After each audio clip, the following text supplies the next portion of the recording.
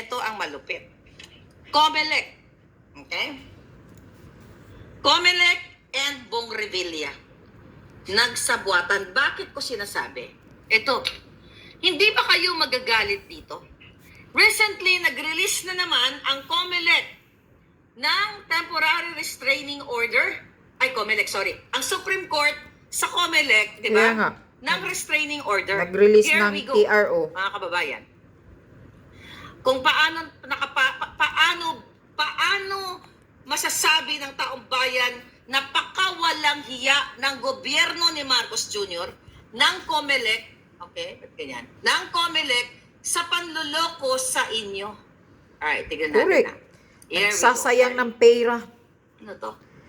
Walang hiya talaga itong si George Garcia ang 9 hours COMELEC. ago, Korte Suprema naglabas na naman ng panibagong temporary restraining order, disqualification laban sa senatorial aspirant na si Francis Leo Marcos.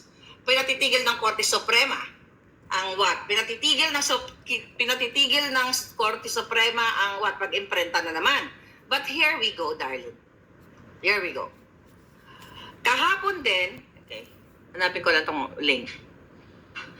Kahapon mga palangga, 18 hours ago, inilabas ng COMELEC ang bagong ballot numbers ng mga aspiranteng apektado, galing to sa SMNI, ng pagdagdag ng pangalan ni Zubair Mustafa kasunod ng temporary restraining order na inilabas ng korte. Tingnan ko nga si Francis Leo Marcos muna dito kasi hindi ko alam na tumatakbo siya. LMNOP.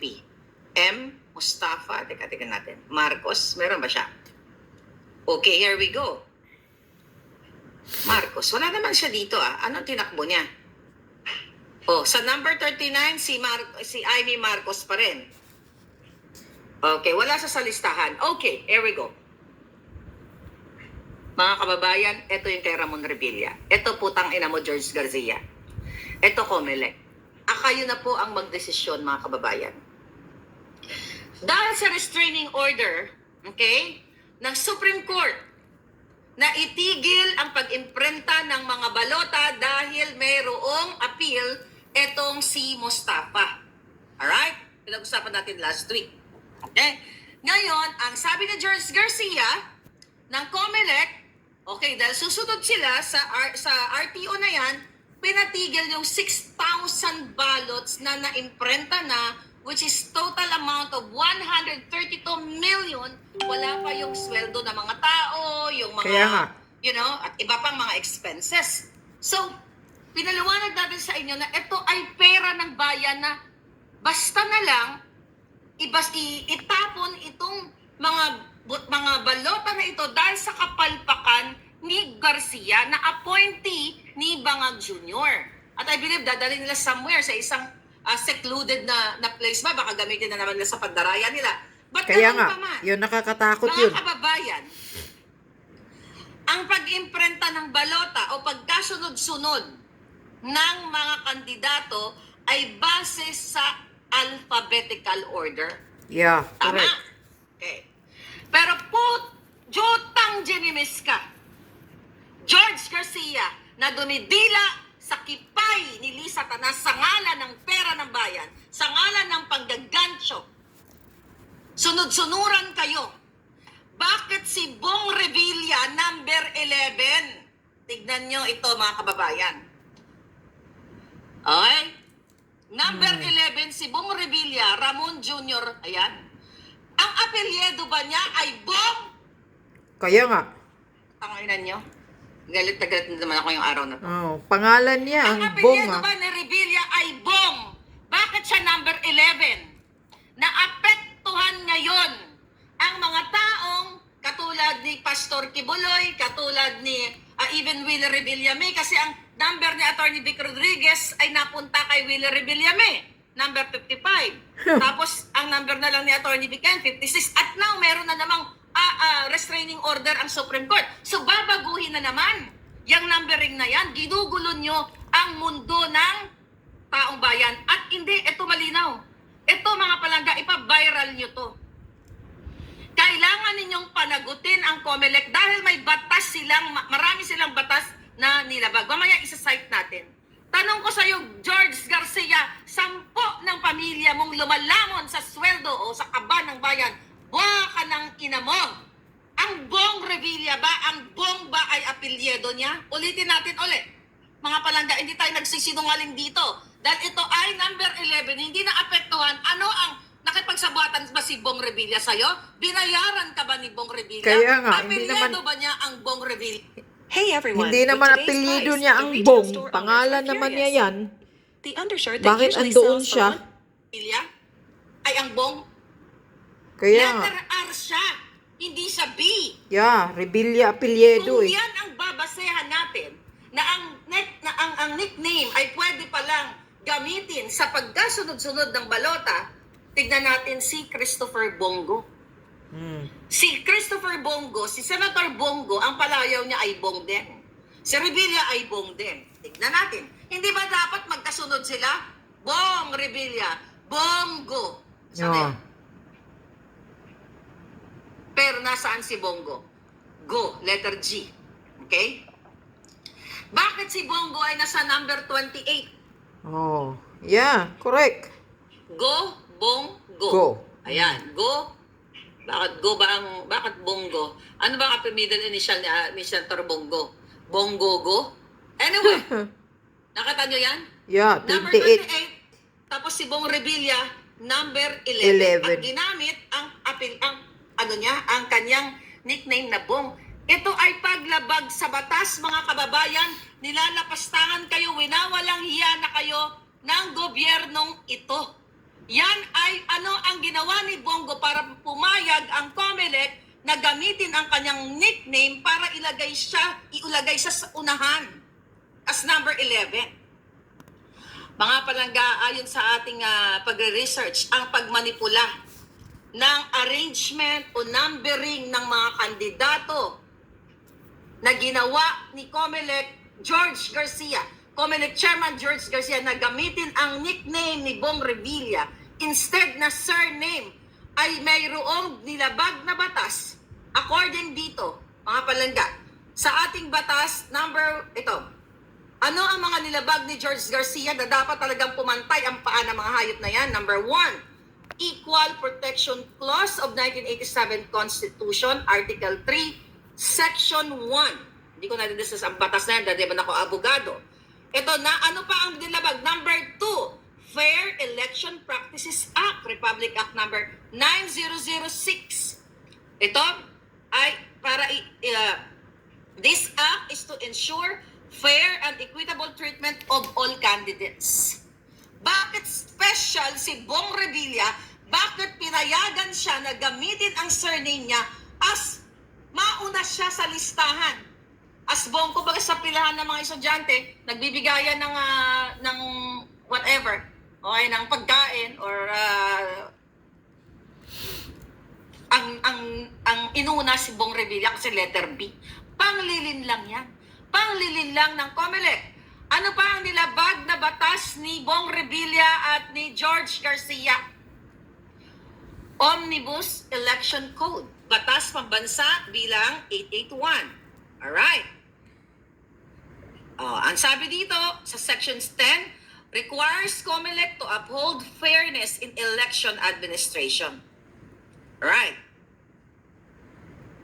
Ang sabi pa dito sa section 261, enumerates prohibited acts including using official powers to manipulate or give undue advantage to candidates. This is a clear picture, di ba? Malinaw pa sa sikat ng araw na binigyan ng pabor at naging bentahe na Revilla ang kanyang koneksyon kay COMELEC, kay Lisa Tanas o kung kanino man na ilagay siya sa number 11. Hindi Bong ang kanyang family name or surname. Kaya nga. Katangi-tangi lang siya ang pinagbigyan na gamitin sa pagkasunod-sunod ng mga pangalan ang B, ang Bong. At yan ay malinaw pa ayon sa ating batas na yan kung may abogado dyan. Attorney Glenn Chong, okay? Attorney Vic, lahat ng mga attorney Rodrigo Roa Duterte. Okay? Ang sabi dito mga palangga, another kasalanan or batas na binayolate ng walang iyang George Garcia, Administrative Code of the Philippines, Executive Order number 292. Sabi dito, public officials including the COMELEC are expected to act with impartiality and integrity, favoring candidates by changing standard practices violates these obligations. Standard ba yun? Fair ba yun? Na ginamit o pinagbigyan si Bong Revilla na ilagay siya sa number 11, malinaw na nandurugas ng dorobo, lumabag sa batas si George Garcia, si Bong Revilla at lahat ng kasabwat nila. Ano pa ang pwedeng kasalanan ni George Garcia? Anti-Graft and Corrupt Practices Act. Bakit kamo? Hindi natin alam bakit pumayag si George Garcia na ilagay sa number 11 si Bong Revilla. Ito, mga possibilities na pwede mangyari. Under graft and corruption, baka binigyan siya ng limpak-limpak na salapi. Correct. 1 million, 2 billion. Baka sinuhulan. Di ba? 500 million, 1 billion, or I don't know how much. But, kung ipapasok natin tong anti-graft and corrupt practices, bakit napapayag si COMELEC na ilagay sa number 11 si Bong Revilla? At hindi naman Bong ang kanyang apelyido. Ang apelyido niya ay Revilla. Yeah, so supposed to be letter R siya. Another thing. Pada zaman kini, Supposed to be kita boleh Revilla menghubungi nasa orang huli. yang tersayang dengan satu klik Hindi sahaja, number 11. Walaupun kita dipisahkan dengan COMELEC rules and guidelines. Ayan, yung pati sa may guidelines and rules and COMELEC. Alright. Altering, sabi dito, COMELEC itself, sabi dito, has internal rules for organizing ballots. Altering this without justifiable reasons or transparency could breach their own established procedures. Now, buwa ka ng ina ka, ikaw, George Garcia, na ang asawa mo ay nagdi-display din ng mga mamahaling gamit, Hermes, Chanel, Dior, lahat. Putangin na ninyong lahat. Magpaliwanag ka, George Garcia, saan kayo kumukuha ng kapal ng muka, saan kayo kumukuha ng pambili ng mga designers para irampa ninyo. Saan? At ang pinaka-top na tanong sa iyo, magpaliwanag ka, bakit pinayagan mo si Bong Revilla na ilagay sa number 11 sa pagkasunod-sunod? Hindi naman Bong ang apelyido niya, mga kababayan. Kailangan nyo nang magsalita at ginagago kayo ng COMELEC ng gobyernong ito. Malinaw pa sa sikat ng araw na hindi Bong ang apelyido niya. Correct. My God, tignan natin kung saan siya dapat magfo-fall. Pangluloko. Tignan natin. Kung Revilla siya, i-a-adjust natin. Alright? Letter R. Tignan ko kung saan siya dapat. QRSTU. Okay? Revilla. Okay. Kung number, ano spelling? Double L, di ba? Okay, sulat ko. Revilla. Okay. R-E-V-I. So, Revilla. Okay, so dapat siya ay number 50. No, hindi siya 55. Anyway, siya dapat ay after, baka masistik niya to Vic yung kanyang number. So, dapat si Revilla ay after ng Ramos. Diba? Revilla, then Revillame. Tama ba ako? Sa pagkasunod-sunod. Revilla, then Revillame. Dapat magkatabi ang pangalan ni Bong Revilla At si Willie. Revillame. Yeah. Pero bakit katangi-tangi siya nasa number 11? Gaguhan to, kaya sabi ko sa inyo, dapat wala ng eleksyon sa kapapasok lang. Correct. Dapat wala ng Ginagago na eleksyon. kayo eh. Ayan o, Binay, Bondok, Bosita, Brosas, pagdating sa kanya, Bong, nagpalit na ba siya ng apelyido? Nag-change name na ba siya? Kung nag-change name siya at may maipapakita siya na nag-change name siya, eh yan ay valid. Pero alam naman natin na hindi siya nag-change name. Yan ay pangdorobo sa inyo. Oh, ayan. Panggagago yan. Ano gagawin nyo ngayon, mga palangga? Ano? May gagawin ba kayo? Grabing Kayo sabuatan, dyan, ha? mga military, mga pulis, mga abogado. Ano kayo? Ungo? Wala ba kayong utak? Ginagago kayo ng COMELEC, ginagago kayo ng gobyerno. Ito'y grounds ito para tanggalin niya mga yan, para burahin lahat. Sino ang boss ni George Garcia? Si Lisa Tanas. Si Marcos Jr., lahat ng galaw ng mga yan ay may basbas ni Satanas.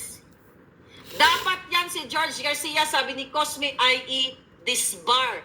Dapat nga lahat yan ay pumantay ang paa. Okay? Sabi ni Win Gragdal, baka malipat ang boto niya kay Willie Revilla. May lahat nga naapektuhan. I mean, yung from letter M ba or R ba or something. Mga palangga. Nakakagalit. Kailangan